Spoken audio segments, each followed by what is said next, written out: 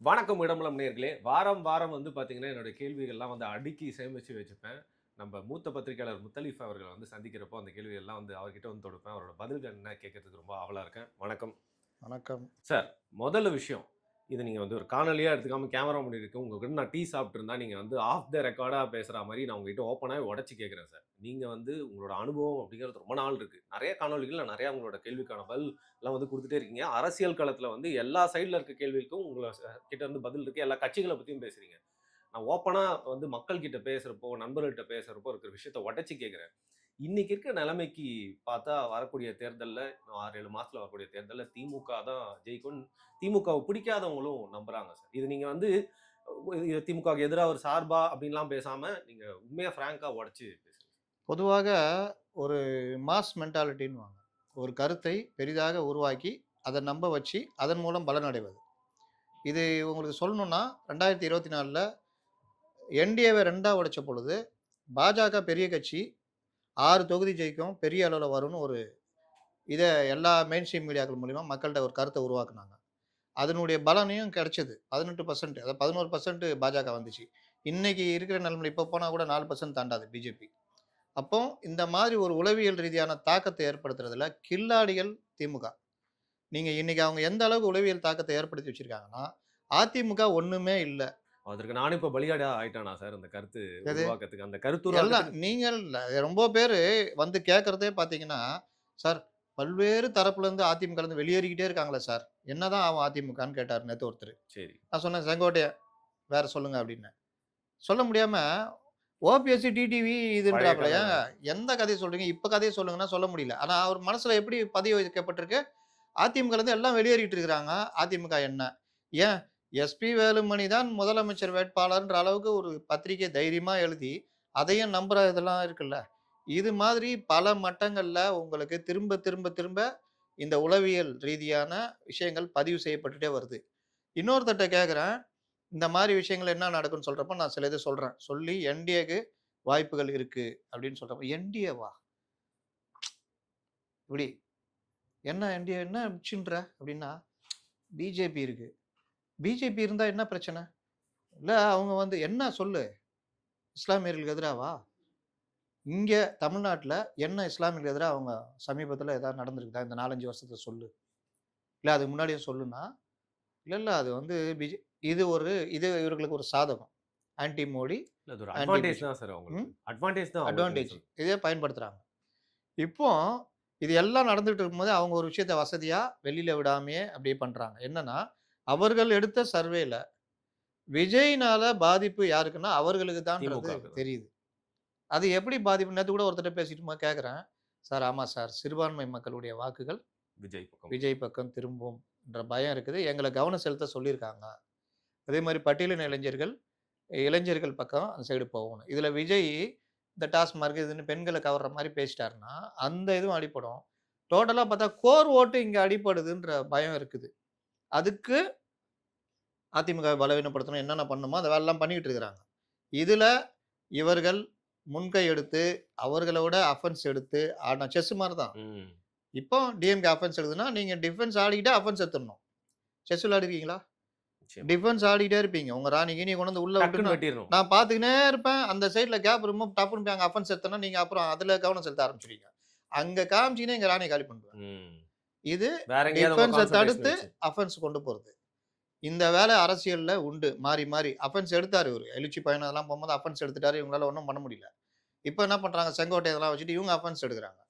இவருக்கு என்ன பெரிய பிரச்சனை? யாருமே கிடையாது. இவரு மட்டும் தான். ஊடகங்கள் கிடையாது. மூத்த பத்திரிகையாளர் கிடையாது. அரசியல் விமர்சகர் கிடையாது. யாரோ எங்கேயோ ஒருத்தர் 2 பேர் பேசிக்கிட்டு இருக்கிறாங்க. இன்னொன்னு, இங்க பண்ற வொர்க் மாரி அங்க புத்திசாலித்தனமா வொர்க் பண்றதுக்கும் ஆள் கிடையாது. திங்க் டாங்க்ஸ் இல்ல. செலவு கிலவுலாம் பிரச்சனை இல்ல அவங்களுக்கு. வொர்க் பண்றதுக்கு இல்ல, நீங்க சொன்ன மாதிரி. அப்ப இது எல்லாத்தையும் மீறி எடப்பாடின்ற ஒரு நபர் தான் போராடிட்டு இருக்காரு. அதனால தான் அவர டிஃபேம் பண்ற வேலையெல்லாம் பண்றாங்க. அவருடைய அனுபவத்த கூட இல்லாத, வயசு இல்லாத உதயநிதி ஸ்டாலின் கூட எடப்பாடிய தான் அட்டாக் பண்ணிட்டு இருக்காப்புல. என்னன்னா, நீங்க கேட்ட கேள்விக்கு நேரடியா, நேர்மையா பதில் சொல்லணும்னா, இப்ப இருக்கிற சூழ்நிலையில விஜய் பிரிக்கிற வாக்குகள் திமுகவுடைய கோர் பேங்க் அந்த வாக்குகள் தான். இதை அதிமுக சரியாக பயன்படுத்தினால் 2011 மாரி அவர்கள் மக்கள் நல கூட்டணியாக அதிமுக வெல்ல வைக்கிற வேலை நடக்கும். ஆனா இது அதிமுக கோட்டை விட்டுச்சு. இவர்கள் அடிக்கிற அடிய தாங்காம இந்த இப்ப பண்ற மாதிரி ம், ம், ம். பண்ணாங்கன்னா, உண்மையிலே அவர்கள் காரியம் சாதிச்சுருவாங்க. நீங்களே எடுத்துட்டீங்க அடுத்த விஷயம். உதயநிதி ஸ்டாலின் 2 ஸ்டார்ஸ் பத்தி பேசுவோம். உதயநிதி ஸ்டாலின், விஜய்.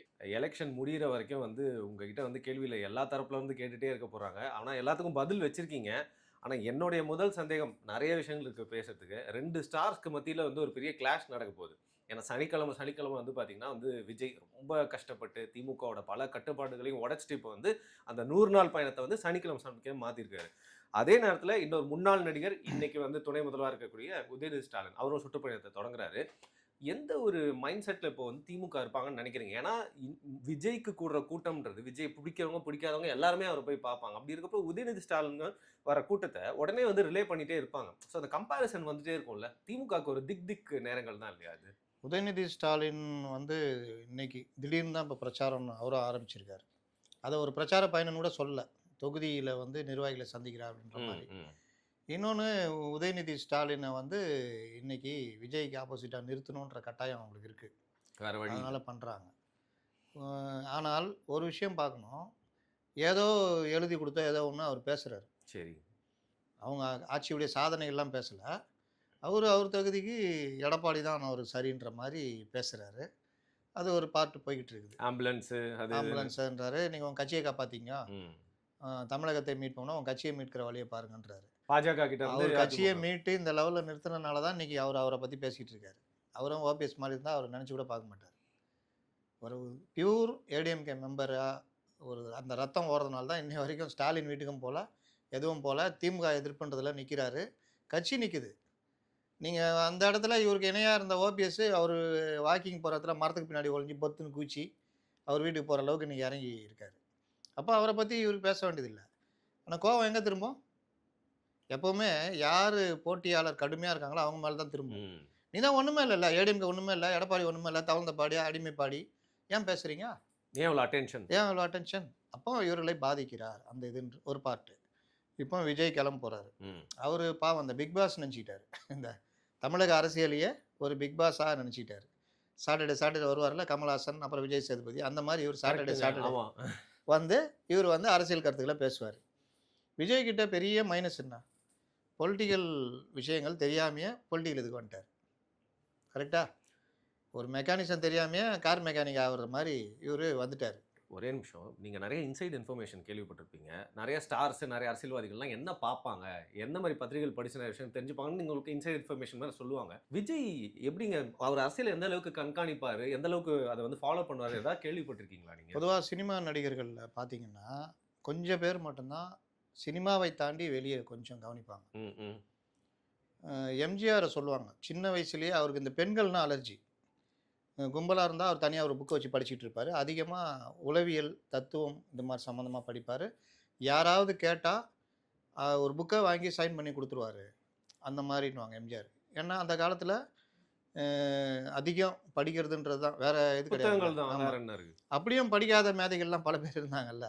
அதனால இவரு அதிகம் படிப்பாரு. அடுத்தது பார்த்தீங்கன்னா, ஜெயலலிதா ம், சொல்லுவாங்க. ம். ஷூட் முடிஞ்சா அவங்க வந்து சொல்லவே தேவையில்ல. இது பண்ணுவாங்க. ஜெயலலிதா எந்த லெவல்னா, அவங்க படிச்சது 10த் மெட்ரிகுலேஷன். அவங்களுடைய இங்கிலீஷ் நாலேட்ஜ் வேற லெவலு. ஆ அவங்களுடைய வாசிப்புனால அந்த வந்த ஒரு விஷயம். எம்ஜிஆர் 77க்கு பிறகு ரொம்ப தடுமாற ஆரம்பிச்ச பிறகு இந்த அதிகாரிகள், இந்த ஆங்கிலத்தில வார்த்தைகள விளையாடுறதுக்குல்ல ஃபைல்ல. ஆமா. அதுக்கெல்லாம் நம்ம என்ன பண்றோன்றதுக்கு ஜெயலலிதாவ தான் அப்போ ஒரு வந்து அவங்க ஆலோசனை துக்ளக்ல கேட்பாரு. எழுதியிருந்தாங்க. The okay. பிக்னிக்ன்னு ஏதோ ஒரு ம், ம், இதை ம். வச்சு துக்ளக்கு தனியா ஆங்கிலத்தில தொடங்கி, இவங்களுக்காகவே ஆனந்த விகடன்ல தான் அப்போ வருவாங்களாம். அந்த இது ஓகே. எழுதுறது. கொஞ்ச நாள் நடந்து அந்த இது வரல. அப்போ துக்ளக்ல இருந்து இவங்கள இது பண்ணி, இவங்க தான் நைட்டு ஈவினிங் ஆனா ஃபைல் போயிடுமா. ம். ஃபுல்லா அவங்க பார்த்து என்ன, ஏதுன்னு இது பண்ணி எம்ஜிஆர் அதில விளையாடுவாரு. அந்த அளவுக்கு ஜெயலலிதாவுடைய நாலேட்ஜ். இந்த மாரி பார்த்தீங்கன்னா, சிவகுமார் பார்த்தீங்கன்னா, ஒரு இலக்கியம் இந்த மாதிரி நாலேட்ஜ். அப்போ பொலிட்டிக்கலா ஒரு நல்லா வந்து ஜெயிச்சதுன்னு பார்த்தீங்கன்னா, எம்ஜிஆரையும் ஜெயலலிதாவும் சொல்லலாம். சிவாஜி அந்த கணேசன் கூட திரையில இருந்து வந்து. அடுத்து பார்த்தீங்கன்னா, ரஜினிகாந்த். ரஜினிகாந்த் நேஷனல் லெவல்ல எல்லா லீடர்களோடையும் பழக்கம். ம். ஓரளவுக்கு அவரு அந்த இது அவரு பேசுனாருன்னா, அவருக்கு அந்த இது உண்டு. ஆனா, அவரு அரசியலுக்கு வரல. இந்த இடத்துல நீங்க அடுத்து பார்த்தீங்கன்னா, நீங்க பெரிய அளவுல நான் பார்த்துருக்கேன். நீங்க பொலிட்டிக்கலாவே இல்லாட்டி ஒரு வாசிப்பு திறன் இருந்தாலே உங்க படத்திலேயே அது தெரிஞ்சிருங்க. வெளிப்பட்டுரும். ஏன் அந்த மாதிரி வைக்கிற, ஏன் இந்த மாதிரி பண்ற கொஞ்சமாவதுன்னு. நீங்க எம்ஜிஆர் தன்னை செதுக்கிக்கிட்டே வர்றாரு ஒவ்வொரு இடத்துலையும். இந்த காட்சி இப்படி வரணும் அப்படி வரணும். நேற்று தான் ஒரே ஒரு இது பார்த்தேன். ம். அந்தமான் காதலில் ஒரு சீடை பிடிச்சி தூக்கி போடுறாரு அந்த காட்சி. மற்றபடி ஒவ்வொரு விஷயத்துலையும் பாடல் வரிகள் வசனம் எல்லாமே. அப்போ சிவாஜி கூட அந்த நாலேஜ் இல்லை. ம். நம்ம இந்த மாதிரி ஒரு இமேஜை கிரியேட் பண்ணணும். அவருடைய இதெல்லாம் திருப்தியாக அதில் போயிடுச்சுன்னா நம்மள நல்ல நடிகர் சொல்கிறாங்கன்ற மாதிரி போயிடுச்சு. பெர்ஃபார்மன்ஸ்ல காட்டி எம்ஜிஆர் இதில் வந்துட்டே தான் அரசியலுக்குள்ளே வராரு. ரஜினிகாந்தும் ஒரு இயக்குனர்களுடைய நடிகராக இல்லாட்டினாலும் ஒரு 90கள்ல இருந்து பார்த்தீங்கன்னா நேற்று கூட ஒரு படையப்பா படம் பார்த்தேன். ம், ம். என்னப்பா வர வேண்டியதானே, நான்லாம் எதுக்குப்பா, மக்கள் விரும்புகிறாங்கப்பா இந்த மாதிரி வசனம், எனக்கு கட்சியும் வேணாம் டீஸ் கொடியும் பண்ணிட்டே இருப்பாரு. வேறு பண்ணு. ஆனால் விஜய் இந்த மாதிரி எதுவுமே கிடையாது. நீ அரசியல் கட்சி ஆரம்பித்த பிறகு 30,000 ரூபா சரக்கை கொண்டு போய் போதை மருந்தை கொண்டு போய் விற்றுட்டு நான் ரெடியாக வரவான்னு பாடுற மாதிரி தான். ம். அப்போ இன்றைக்கி இருக்கிற இயக்குனர்களுக்கு சமூக அக்கறையோ எதுவுமே கிடையாது. டார்க் நைட்டு, டார்க் மூடு படம், போதை மருந்து கடத்துறவன ஹீரோவை கடத்துவான், இந்த மாதிரி தான். அதில் தான் இவர் நடிச்சுக்கிட்டு இருக்காரு. பாடல் வரிகள் விஜயகாந்த் கூட பாருங்க. விஜயகாந்த் ஒன்று, ம். விஜயகாந்துக்கு அதிகமான அந்த அவர் அதிகம் படித்தவர் இல்லைனாலும் அரசியல் எல்லாம் படித்தவர், எல்லா தலைவர்களும் நெருங்கி பார்த்தவர், மதுரை மண்ணுக்கே உரிய அந்த அரசியல் அனுபவம் ப்ளஸ் ஆளுமை. அதே மாதிரி விஜயகாந்த் வரும்பொழுதே உங்களுக்கு எல்லா இதுலேயுமே கொண்டு வந்துட்டார். அண்ட் ரோட்ல இறங்கிடுவார் அவரு. அவர் படங்கள்லேயும் பாருங்க, அவர் படங்களில் வைக்கிற சீனு காட்சிகள் ப்ளஸ் பாடல், அந்த பாடல் அவருக்குன்னு ஒரு ஸ்பெஷல் பாட்டு ஒன்று இருந்தார் பாருங்க. தவசி அந்த மாதிரி இதெல்லாமே வந்து அவர். இவர் பார்த்தீங்கன்னா இது எதுலேயுமே சேரல. சரி என்னங்க விஜய் வந்து என்ன சார், அவ்வளோதான் சார், ஷார்ட் கூட சொன்னீங்கன்னா வந்து பண்ணிட்டு போயிடுவார் சார், அதை தாண்டி ஒன்றும் இல்லை சார் அப்படின்னா நீங்கள் என்ன, நீங்கள் பொலிட்டிக்கல் இது இருக்கும் கொஞ்சமாவது பொலிட்டிக்கல் இல்லை. விஜய் கூட இவர்கள் எல்லோரும் நண்பர்கள், இவரெலாம் அது அவங்களோட விவாதிப்பார் அப்படின்னு சொன்னால் ஓகே. இப்போ சிவாஜி கணேசன் எடுத்திங்கன்னா கம்யூனிஸ்ட் கட்சியிலேருந்து அவர் திமுகவில் இருந்தார், காங்கிரஸ், கம்யூனிஸ்ட் கட்சி, இப்படி ஒரு பெரிய செட்டே அவர் கூட இது. எம்ஜிஆருக்கும் அது, மற்ற நடிகர்களுக்கும் ஓரளவுக்கு இது. இவருக்கு அப்படி என்ன இருக்குது? இன்றைக்கி அதிகபட்சமாக அறிவாளிகள் அப்படின்னு இவர்கள் எல்லாரும் ஏற்றுக்குதாருன்னா விகடன் பத்திரிகையிலேருந்து எவனா வந்தார். அது உதயநிதியும் எடுத்துக்கங்க, விஜயும் எடுத்துக்கங்க, விகடன்லேருந்து வந்தால் அவர் அறிவாளி. அப்படி ஆயிடுச்சு. இன்றைக்கி அந்த அறிவாளிகள் என்ன எழுதியிருக்காங்கன்னா, அதிமுகவை இந்த உலக பிரச்சனை காரணம் எஸ்பி வேலுமணி, அவர் தான் தூண்டி விட்டு இது பண்ணி அவர் தான் முதல்ல வேட்பாளராக வரப்போகிறாரு. இப்போ தெரியுதா? இந்த மாதிரி இது சினிமா சார்ந்த ரிப்போர்ட்டர்கள் இவர்கள்ட்ட மட்டுமே பேசுவது, அதுக்கு தாண்டி தன்னுடைய நாலேஜை வளர்த்துக்கிறது இல்லை. தமிழ்நாட்டில் கூட என்ன நடக்குதுன்னு தெரிஞ்சுக்கிறது இல்லை. இது ஒரு பார்ட்டு. இன்னொன்று நீங்கள் பாருங்கள், எம்ஜிஆரோ விஜயகாந்தோ இவர்கள் எல்லோருமே அடிமட்டத்தில் சாப்பாடுகள் இல்லாமல் வறுமையை அனுபவித்து வந்தவர்கள். நாடகம் நடத்தி, அது நடத்தி, கட்சி ஒர்க்கு பண்ணி இந்த மாதிரிலாம் வந்தவங்க. விஜய் எடுத்துக்கங்க, எலைட்டு சார். பேசிக் நியூஸாக ஃபாலோ பண்ணுவாரா சார்? ஒரு 4 சேனல் பார்த்தாலே நான் அவர் நெருங்கின ஆட்கள்லாம் பேசியிருக்கேன் சார். கிடையவே கிடையாது சார். நியூஸ் பேப்பர், கிடையவே கிடையாது, யூடியூப் சேனல் கிடையவே கிடையாது சார். இதோட ஜோக்கு, நீங்கள் விஜய்கிட்ட போய் உட்காந்து பேசுகிறீங்க வச்சுக்கிங்க, ஒரு அரை மணி நேரம் பேசினாலும் கம்முன்னு கேட்டுனார் பாப்பேன், கம்முன்னு கேட்டுனார், அவ்வளோதான். என்ன பண்ணுவீங்க நீங்கள்?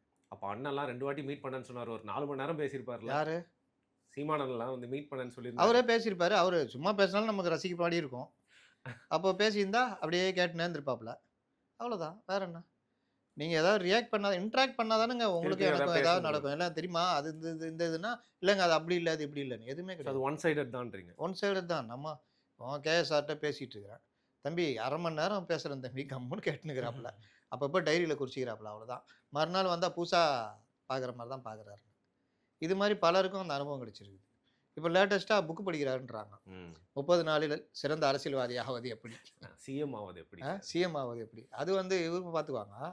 இவர் வந்து வெளியில் பேசுறதுக்காக தன்னை படிச்சுட்டு இருக்காராம், சிறந்த அரசியல் மேதையாவது எப்படி. சார், ஆனால் நீங்கள் சொல்கிறதெல்லாம் பார்த்தா வாழ்க்கையில் முதல் முறையாக உதயநிதி ஸ்டாலின் விஜயோட கம்பேர் பண்ணும்போது இந்த தரசில் கொஞ்சம் ஃபர்ஸ்ட் டைம் மேலே அவருடைய தட்டு கீழே இறங்கு கீழே. ஆமாம். ஆனால் அவரும் ஒன்றும் பெரிய இதெல்லாம் கிடையாது. அவருக்கு எழுதி கொடுத்தவங்க அவங்களாம் பார்த்தீங்கன்னா சினிமா சைடில் இருக்கணும். இன்றைக்கி அவர் கூட இருக்கிற செந்தில்ன்றவரும் சினிமா ரிப்போர்ட்டராக விகடன்லேருந்து வந்தவர். ஸ்டாலின் கூட, உதயநிதி கூட இருக்கிறவங்க இல்லை. அவருடைய அந்த இது இந்த பீரியடில் எப்படின்னு தெரியாது. பொலிட்டிக்கலாக அவர் வந்து அடிக்கிறது பேசுறதெல்லாம் பார்த்தீங்கன்னா இந்த மாதிரி விஷயங்கள் தான். சார், நான் கூட்டம் கூடிருமே சார் விஜய்க்கு. ஸோ நியூஸ் ரிலேயில் வந்து உங்களுக்கு விஜய்க்கு ஃபுல்லாக கூட்டம் இருக்கும். உதயநிதி ஸ்டாலின் போகிறப்போ அந்த கூட்டத்தை கூட்டுவாங்களா? அப்போ ஒரு தோல்வி தானே. நீங்கள் ஆர்கானிக்கும் செயற்கையாக இது பண்ணுறதுக்கும் வித்தியாசம் இருக்குது. சரி. விஜய்க்கு தெரிந்தோ தெரியாமலோ இப்போலாம் கூட்டம். கமல்ஹாசன் கூட கூடுச்சு இல்ல. ம். அந்த மாதிரி ஒரு கூட்டம் கூடும். அவரு அத வந்து கெயின் பண்ண மாட்டேங்கிறார்ன்றது தான் நம்முடைய விமர்சனம். இவர்கிட்ட பலம் அந்த இளைஞர்கள் பலம் இருக்கு. அத கெயின் பண்ண மாட்டேங்கிறார் 1.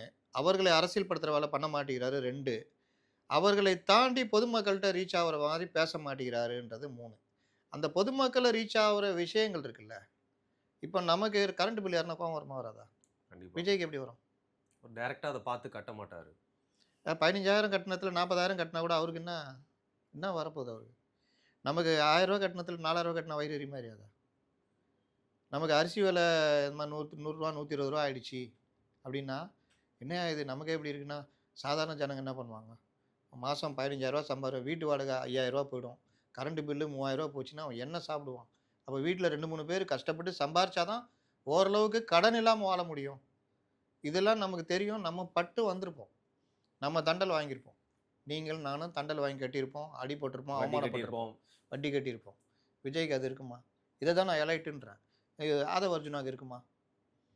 இல்ல சிடிஆருக்கு இருக்குமா? இல்ல அருண்ராஜுக்கு இருக்குமா?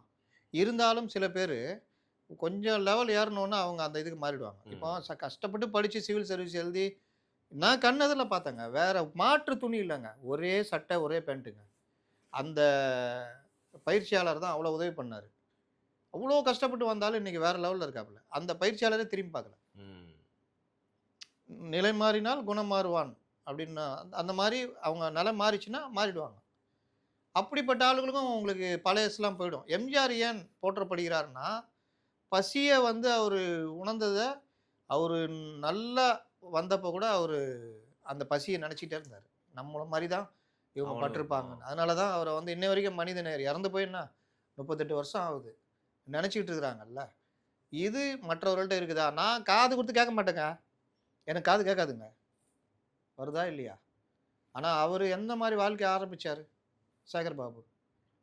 ரொம்ப கடினமான வாழ்க்கை தான் அவர் ஆரம்பிச்சாரு. ஆனா இன்னைக்கு தூய்மை பணியாளர் விஷயம் நான் காது குடுத்து கேட்க மாட்டேங்கன்றாரு. அவர பொறுத்தவரைக்கும் என்ன இது ஒரு மேட்டரா? என்ன இப்ப ரூ. 16,000 சம்பளம் வாங்கிட்டு போ. நான் செத்தா போயிடுவேன். இப்படிதான். ஆனா அந்த ரூ. 16,000 வாங்குறதுக்கு அடிப்படை ஊதியம்ன்றது 23,000 அப்படின்றத மறுக்கிறோம். 2வது 8 மணி நேரம் வேலைக்கு 23,000ன்னா, இங்க 12 மணி நேரம், 14 மணி நேரம் ஒர்க் பண்ணணும். ஒரு 6 தெருவ ஒரு ஆள் பெருக்கணும் அப்படின்னா, அவங்களுக்கு எவ்வளோ பிரச்சனை இருக்குது. இந்த மாரி விஷயங்கள்லாம் இவங்களுக்கு ஏன் பார்க்க மாட்டேங்கிறாங்கன்னா, அவர்கள் உலகம் வேறு. இத தான் சொல்றேன். நீங்க எங்க இருக்கிறீங்களோ, நீங்க அந்த மக்கள பத்தி சிந்திச்சுக்கிட்டு இருக்கணுன்றது தான். அப்படி சிந்திக்கிறவர்கள் நல்ல தலைவர்களா இருந்திருக்காங்க. விஜயாலலாம் அப்படி சிந்திக்கவே முடியாதுன்றேன். சிந்திச்சா பேச்சு வந்துருங்க. அது உணர்வுபூர்வமா ஒரு சினிமா வந்துருங்க. டயலாக் மாரி கோவம் இல்லாம வந்துரும். முதல்ல நீங்க அப்படி சிந்திச்சீங்கன்னா, நம்ம வீட்ல நம்ம தம்பிய அடிச்சு கொண்டு வந்தா எவ்வளோ அந்த கோவம் வந்துரும். அஜித் குமார் மேட்டர்ல உங்கள அறியாம ஆவேசம் வரும். விஜயகாந்த் பேச்சு பார்த்துருக்கீங்கல்ல? ரொம்ப இயல்பா இருக்கும். இயல்பா இருக்கும், ஆவேசம் இருக்கும். ஆத்திரங்களா வருது மக்களேன்னு பேசினாரு தெரியுமா? அதெல்லாம் இந்த மாரி கூத்தெல்லாம் பார்த்தோன்னா ஒரு ஆத்திரங்களா வருதுன்னாரு. உணர்றாரு. அப்போ நீ ஏன் வரல? செத்தவங்க கையில சுண்ணாம்பு குடுத்த மாரி ஏன் இருக்கு? ஏன்னா, அவர்களுக்கு அது ஒரு செய்தியாவே இல்ல. இப்போ மழையில நனையும்போது நம்ம கார்ல ஏசி கார்ல போம்போது, ஒரு தண்ணிய ஸ்பீடா அடிச்சுட்டு போறோம். ஒரு பைக்காரன் மேல படுது, இல்ல ரோட்ல நிக்கிற மேல படுதுன்னா, நமக்கு அது ஒரு மேட்டரா இல்ல. ஆனா அவனுக்கு வந்து மழையோட தண்ணியும் இதாச்சுன்னா, நாளே போச்சு அவனுக்கு. நாளே போச்சு. இப்போ அந்த 2க்கும் வித்தியாசம் இருக்குல்ல. இதுதான் நீங்க எங்க இருந்து பிரச்சனைய பார்க்குறீங்க. நீங்க எங்க இருந்தாலும் அந்த பிரச்சனைய அவர்களுடைய இதோட வச்சு பார்க்குறீங்களா? அப்படின்றது தான். அதுல தான் விஜய் ஃபெயிலியர் ஆவுறேன்றாங்க. நீங்க என்னதான் புத்தகம் இப்ப விரும்பி உண்மையிலேயே பிஸ்மி சொல்ற மாரி, அவர் என்னதான் புத்தகம் படிச்சாலும், அது வந்து தியரியா தானே இருக்கும். ம். பிராக்டிகலா இருக்காதுல்ல. எம்ஜிஆர் வாழ்க்கைய பிராக்டிகலா படிச்சாரு. பசிய உணர முடிஞ்சது. அவரு சொன்னது, என்னால இப்போ நல்ல சாப்பாடும் சாப்பிட முடியும்.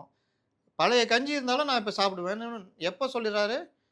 அவ்ளோ வசதியா இருக்கும்போது சொல்றாரு. ஏன் சொல்றாரு?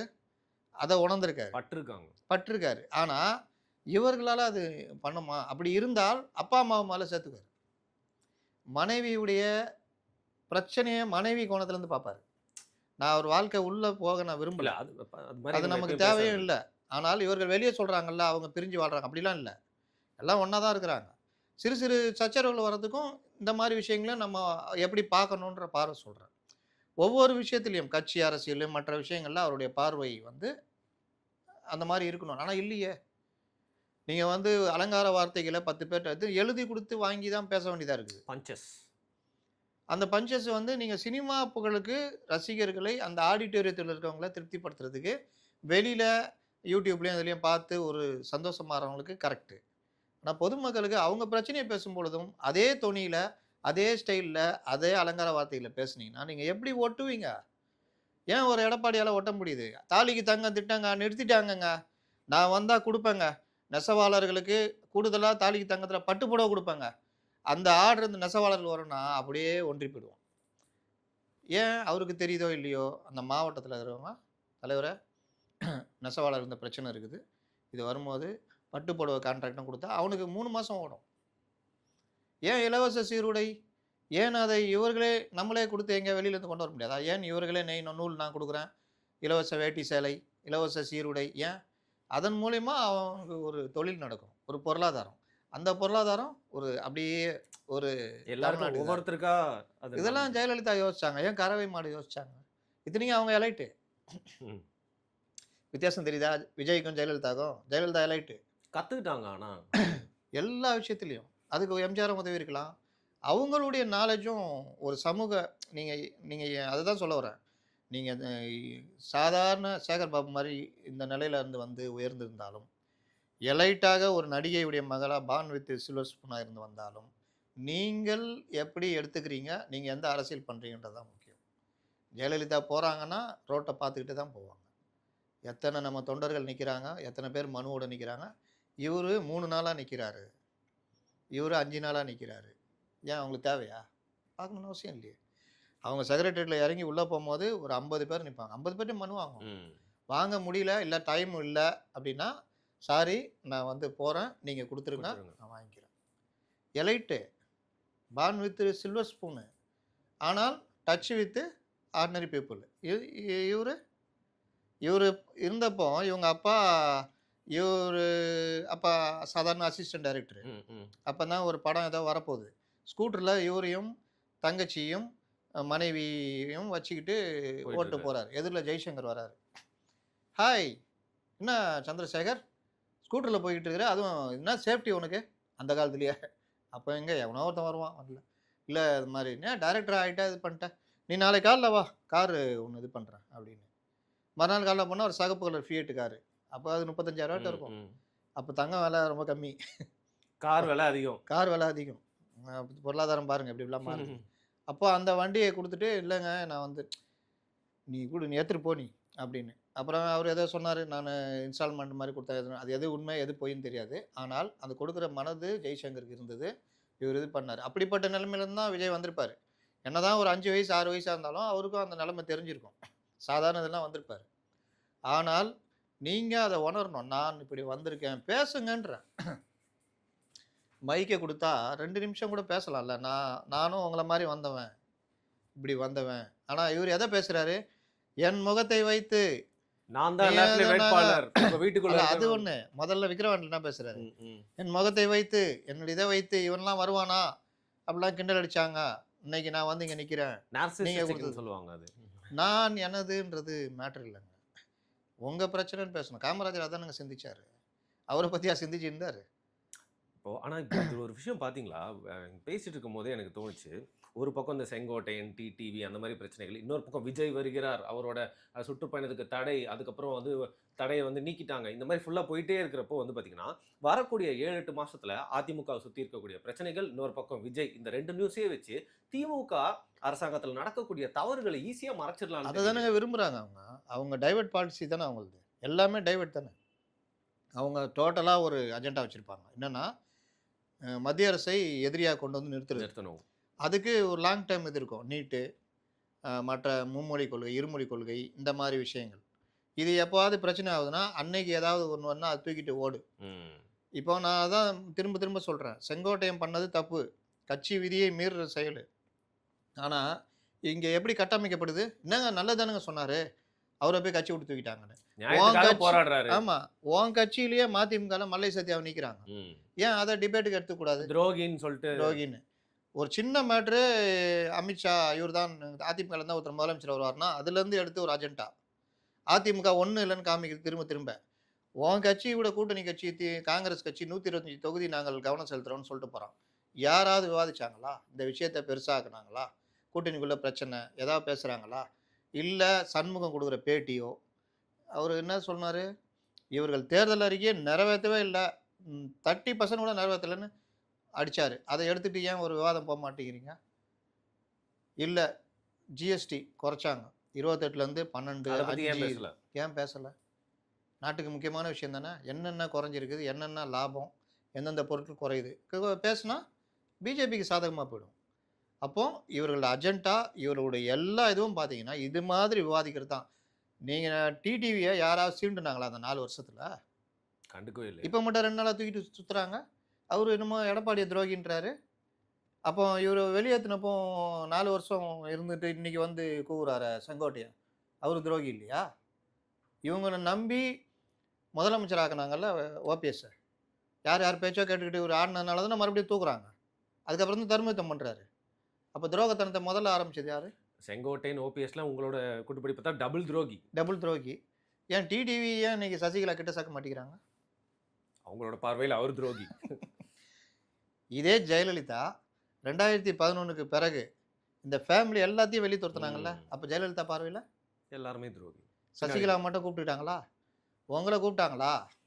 இன்னைக்கு டிடிவி என்னமோ அதிமுக ஆவின்றாரு, துரோகின்றாரு. உங்களை ஜெயலலிதா எங்கே வச்சுருந்தாங்க? ஒதுக்கி தான் வச்சிருந்தோம். உங்களை நீங்கள் ஜெயலலிதா இறந்த பிறகு தான் நீங்கள் வந்தீங்க. சென்னைக்குள்ள உங்கள் சித்தி கூப்பிட்டு தானே வந்தீங்க. கட்சிக்குள்ளே, சென்னைக்குள்ளேயும் சரி கட்சிக்குள்ளே அதற்கப்புறம் ஏதாவது ஒரு பொறுப்பு இருந்ததா உங்களுக்கு? சரி அது விடுங்க. செங்கோட்டை இன்னைக்கு இவ்வளோ யோக்கியம் பேசுகிறாரு. 2011க்கு பிறகு நடுவில் அவர் அமைச்சரை விட்டு தூக்குனாங்கல்ல, ஒன்றும் இல்லாமல் ஆக்கி வச்சாங்கல்ல. 2016 மீண்டும் ஜெயிச்ச பொழுது உங்களுக்கு ஏதாவது அமைச்சர் பதவி கொடுத்தாங்களா? ஜெயலலிதா உங்களை எங்கே வச்சுருந்தாங்க? சாதாரண ஆளாக தானே வச்சுருந்தாங்க. உங்களை அமைச்சர் பதவி யார் கொடுத்தது? துரோகி எடப்பாடி பழனிசாமி. தெரியுதா? இவர்கள் நோக்கம் எல்லாம் இது கிடையாது. இவர்களுக்கு ஒரு அஜெண்டா, அந்த அஜெண்டாவுக்கு இயங்குறது. இப்படி இயங்குற விஷயத்தை புதாகரமாக்கி உலகத்தில் வேற இந்த விஷயம் இல்லை, இந்த விஷயத்தை மட்டும்தான் நீங்கள் பேசணும், இதை பற்றி தான் நினைக்கணும்னு மெயின் ஸ்ட்ரீம் மீடியாக்கள் எல்லாம். இன்னைக்கு என்ன சொல்லுங்க ரமேஷ், என்ன நடக்கிறது விஜய்? ஐயோயோ ஏகப்பட்ட இது தடை, அது இது 10 நிமிஷம் தான் பேசணும்னு ஒருத்தன் சொல்கிறான் சேனலில். எல்லாம் ஃபால்ஸ் இன்ஃபர்மேஷன். ஆமாம். அப்போது விஜய் இதை வச்சு இப்போ அதை நான் சொன்னேன், இந்த டிடிவி இதெல்லாம் இன்னும் 2 நாள் உயிர் இருக்கும். 2 நாள் கூட இல்லை, இன்றைக்கி என்ன தேதி? 10, 11, 12 சூடு பிடிக்க ஆரம்பிச்சிடும். பஸ்ஸை பற்றிலாம் டீகோட் பண்ணுவாங்க, அது இதுன்னு பண்ணுவாங்க. 13 அன்னைக்கு ஃபுல்லாக விஜய் நோக்கி போயிடுவாங்க. இவர் யாராவது கண்டுக்குவாங்களா? மொட்டாத பஸ் அந்த மாதிரி வந்து அவ்வளோதான். அதனால் இந்த விஷயங்கள் தான் இன்றைக்கி பெரிய இது மாதிரி காமிச்சிக்கிட்டு இருக்கிறாங்க. நீங்கள் பார்த்தீங்கன்னா விஷக்காய்ச்சல் தமிழகம் முழுவதும் பெருசாக பரவிட்டு இருக்குது. வட சென்னையில் பயங்கரமாக இருக்குது. இது சுகாதாரத்துறையுடைய மிகப்பெரிய தோல்வி. யார் பார்த்துக்கிறா, யார் பேசுகிறா? சார் நீங்கள் சொல்கிற மாதிரி தான் சார், இது ஒரு பெரிய கேமு. வாரம் வாரம் வந்து கல நிறுவனம் மாறிட்டே இருக்கும். நம்ம வெதர் மாதிரி ஒரு நாள் இருக்காம இதில் வேற வாரம் அவர் வேற சனிக்கிழமை புதுசாக கிளப்புவார். வந்துடும். அது வேற என்ன பேச போகிறான்னு தெரியாது. ஸோ சார் நீங்கள் சொன்ன மாதிரி பிக் பாஸ்ல 2 நாள் வரணும் சார், வெறும் சனிக்கிழமை மட்டும்தான். ஸோ வந்து சனிக்கிழமை மட்டும் தாங்க எடுப்பாங்க. சனிக்கிழமை மட்டும் அதை 2 பார்ட்டா போடுவாங்க. இப்போ இவர் சனிக்கிழமை மட்டும் பேசினா நம்ம எடுத்து 2 பார்ட்டா போடுவோம். நம்ம பேச போகிறோம். சரி, எனக்கும் கொஞ்சம் அடிக்கடி கண்டென்ட் பஞ்சம் இல்லாமல் இருக்கும். அடுத்த வாரம் புது கேள்விகளோட உங்களை சந்திக்கிறேன் சார். மிக்க நன்றி.